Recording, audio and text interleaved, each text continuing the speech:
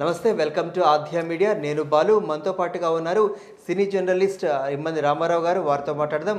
Sir నమస్తే. నమస్తే sir, ఆది పురుషుకు సంబంధించి మరొక అప్డేట్ వచ్చింది. తాజాగా ఒక పాట కూడా రిలీజ్ చేశారు. అంటే గతంలో తీసుకున్నట్లయితే ఆ టీజర్ రిలీజ్ అయిన తర్వాత అసలు ఆయన లుక్ పరంగా కానీ లేకపోతే ఆయన గొంతు విషయం గురించి, అంటే ప్రభాస్ గొంతు గురించి చాలా ట్రోల్స్ వచ్చినాయి. అంటే సినిమా రిలీజ్ కాకముందు నుంచే ఒక ట్రోల్స్ మొదలు పెట్టేశారు. కానీ దాని అన్నిటినీ పటాపంచలు చేస్తూ ఆయన మార్కెట్ ఒక్కసారిగా పెరిగింది అంటూ తాజాగా వార్తలు వస్తున్నాయి. దీనికి మీరేం చెప్తారు? ఒక్క తెలుగు మార్కెట్ 160 నుంచి 175 కోట్ల మార్కెట్ చేసిందండి. ఓకే. మరి ఇక మిగతా దీన్ని పెట్టి చూసినట్టయితే తెలుగు మార్కెట్ ఎంత చేస్తే దీనికి 5 రెట్ల మార్కెట్ ఇండియా లెవెల్లో ఉంటుంది. ఓకే. అంటే 5 రెట్లు అంటే 5 అంటే 175 కోట్లు కదా, 575 700 కోట్ల చిల్లర వస్తుంది. కానీ ఓవర్సీస్ మార్కెట్ అది అంత కలిసి ఓవర్సీస్ మార్కెట్లో ఉన్నటువంటి ఒక చిన్న బాధ ఏంటంటే అక్కడ పెద్ద డబ్బులు ఏమి రావు.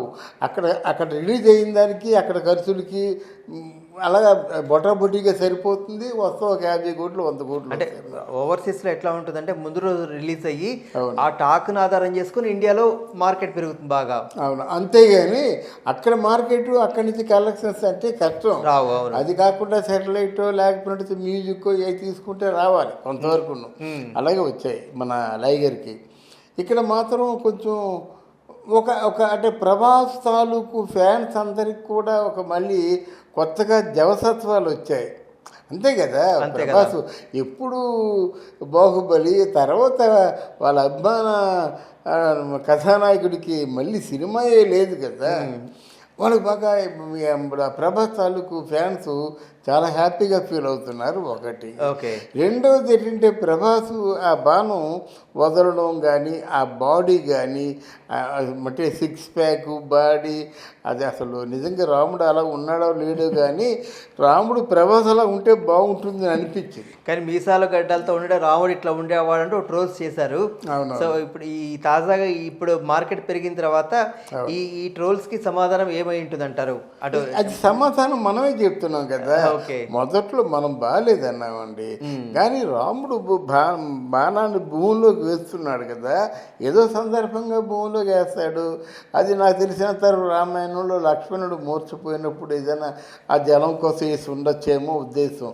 అదేంటంటే వీళ్ళు మామూలుగా ఎక్కడో విన్న రామాయణాన్ని కాకుండా కొంచెం ఒక మూల ఆధారం ఉన్నటువంటి రామాయణాలనే పట్టుకున్నారు. నేను కూడా చాలా రామాయణాలు చదివాను నేను. అందులో కొంచెం మంచి రామాయణం అంటే వివరంగా ఉన్నటువంటి రాజగోపాలాచారి రామాయణం ఉంది. అందులో చాలా డీప్గా వీళ్ళు రాశాడు. ఏ సమయంలో రాశాడో కానీ మిగతా అన్ని వర్ణాలకి యాంబియన్స్కి ఎక్కువ విలువ ఇచ్చాడు, కానీ రామతత్వానికి రామ మానసానికి ఎక్కువ విలువ ఇచ్చింది రాజాజీ. అది ఇంకోసారి చెప్పుకుందాం. కానీ ఇక్కడేంటంటే చాలా అద్భుతమైనటువంటి ఆయన తీసుకున్నటువంటి కథ వస్తువు కానీ కథనం కానీ ఆ సినిమా మేరకు తీసుకున్నటువంటి సబ్జెక్టు చాలా అపురూపమైన సబ్జెక్టుని తీసుకున్నాడు. ఒకటి, రాముడిని చిత్రీకరణ మాత్రం చాలా అందంగా ఉంది. నాకు అప్పుడు సీతారామ కళ్యాణంలోంచి రాముడు వస్తుంటాడు. సీతారాముల కళ్యాణం చూతమరా అంటే ఆ మిథిలా నగరంలో రాముడు వస్తుంటే అక్కడ అంటే దాన్ని ఏమంటారు, బాల్కనీలోంచి ఆ లేడీస్ చూస్తుంటారు. ఆదానుబాహుడు, అరవింద దళాయితాక్షుడు, ఆ చిరునవ్వు, ఆ కళ్ళు అంత ఎలాగైతే అంత అద్భుతంగా ఉందో ఇందులో రాముడు కూడా అంతే అద్భుతంగా ఉన్నాడు, బాగున్నాడు. అంటే కాలక్రమం అంటే మనకు తెలిసిన రాముడు దూరదర్శన్లో రామానంద్ సాగర్ గారిది అరుణ్ గోవిలు, ఆ తర్వాత మనకి రామారావు గారు, మనకి రాముడు కృష్ణుడు. సో అంటే వాళ్ళతో పోల్చడం వల్ల ఈ రకమైన ట్రోల్స్కి గురయ్యారు అనుకోవచ్చా ప్రభాస్? డెఫినెట్గా రాముడితో ఎన్టీ రామారావుతో జానపదాల్లో ఎవరిని పోల్చకూడదండి. ప్రపంచవ్యాప్తంగా చెప్తున్నాను. ప్రపంచంలో ఎన్టీ రామారావు గారితో సరైనటువంటి వారు ఎవరూ లేరు. మీకు తెలియని ఒక విషయం చెప్తాను, చెప్పండి. ఇంగ్లీష్ వాడు వచ్చి ఈ ఎన్టీ రామారావుని కృష్ణుడిగా మీరు వేస్తే కొన్ని $1,000 ఇస్తామని చెప్పాడు ఆ రోజుల్లో. ఒక క్షణం ఆలోచించి ఏం చెప్పాడంటే, నువ్వు ఒకవేళ నన్ను కృష్ణుడిగా పెట్టి తీసినట్టయితే ప్రపంచంలో నువ్వే ముందుంటావు. అలా కాదు, మా తెలుగుకి ప్రతిష్ట దక్కాలి. సో నమస్తే, సారీ అని చెప్పాడు అన్నమాట. అంటే ఆ రోజుల్లో అట్లాంటి మనస్తత్వాలు ఉన్నాయి కాబట్టి తెలుగు ఫీల్డ్ని కాపాడారండి. ఈలాగా ఇప్పుడు ఈ మధ్యకాలంలో వచ్చినట్టు నీకు $5,000 ఇస్తున్నా అంటే అమ్ముడుపోతారు అంతే. అమ్మ, తల్లి, అన్నయ్య, తమ్ముడా ఎవరు లేరు, అందరిని అమ్మేస్తారు. తెలుగు ఫీల్డ్ అమ్మేస్తారు అన్నమాట. వాడికి కావాల్సింది $5,000 ఇస్తున్నాడు, చాలదు, అదే ఉంటుంది అన్నమాట. అందువల్ల అక్కడ రాముడు ఆ విధంగా, ఇంత కృష్ణుడు కానీ ఆ విధంగా తన తాలూకు ప్రతిష్టని, తన తాలూకు స్టేచర్ని నిలబెట్టుకున్నాడు. అయితే ఆయనతో పోల్చినట్టయితే ఇంకెవరు రాముడిగా ఉండలేరు. ఒక్క సీతారామ కళ్యాణంలో మాత్రం హరనాథ్ మాత్రం బాగున్నాడు. ఆ బాగున్నాడని అంటే రాముడిగా వేశాడనమాట. ఆ బాగున్నాడని ఆయన తాలూకు రూపాన్ని చూసి తనివి తీరక భీష్మ చిత్రంలో కృష్ణుడిగా వేశాడు.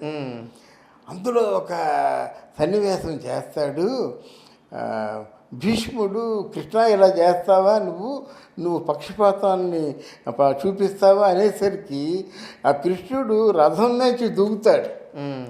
అక్కడ హరనాథ్ పెద్ద పొడుగు కాదు, పెద్ద పొడుగు అంటే మనిషి కదా.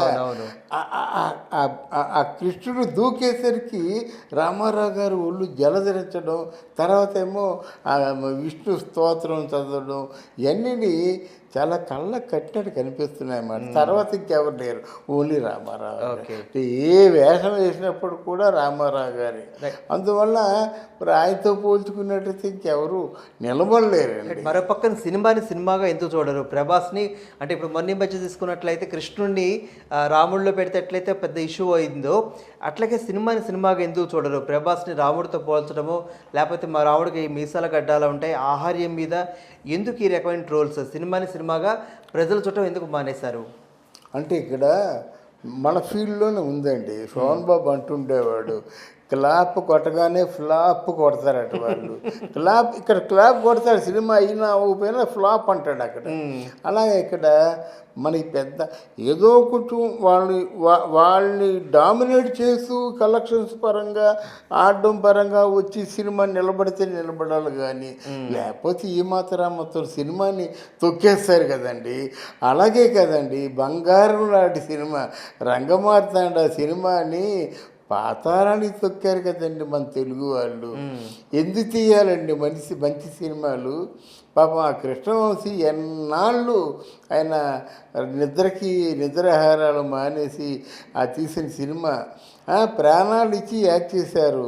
ఎవరు? ప్రకాష్ రాజు కానీ, బ్రహ్మానందం కానీ, మన రమ్యకృష్ణ కానీ, అలాగా ఈవెన్ రాహుల్ సిప్పులుగంజి ఈ అమ్మాయి కూడా, అనసూయ కూడా చాలా బాగా చేశారన్నమాట. ఇందులో చేయని వాళ్ళు ఎవరు లేరు. కృష్ణవంశీ మాత్రం తన లైఫ్లో ఇదే బెస్ట్ పిక్చర్, ఇదే లాస్ట్ పిక్చర్ అనేటువంటి లెవెల్లో చేశాడు. మరి దాన్ని తొక్కేశారు కదండి. కాపాడుకోవద్దండి ఆ సినిమాని, కాపాడుకోవద్దండి.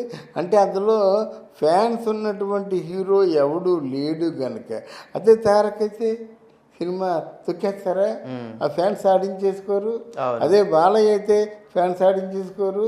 అలాగే రామ్ చరణ్ అయితే అంటే నేను కేవలం ఎవరి పార్టీ కాదు, కానీ ఓ మంచి ఆనిముత్యం లాంటి సినిమా పాతాళాన్ని తొక్కేస్తారే అని బాధ అన్నమాట. మీరు ఎందుకు ఇలా చేస్తారంటే మరి వాళ్ళ మనస్తత్వం అయితే, కొంతమంది పైకి రావాలంటారు, వాళ్ళే పైకి వస్తారు, వాళ్ళే ఫస్ట్ 4 అంతేనండి. ఎప్పటి నుంచి చూసినా ఫస్ట్ రోలో ఫస్ట్ 4 వాళ్ళే ఉంటారు. ఇంకా మిగతా వాళ్ళందరూ వస్తుంటారు పోతుంటారు, ఏం ఉండవు, కానీ ఆ ఫస్ట్ 4 అలా కంటిన్యూ అవుతారు. ఓకే, రైట్, థ్యాంక్ యూ అండి. థ్యాంక్ యూ అమ్మా, థ్యాంక్ యూ.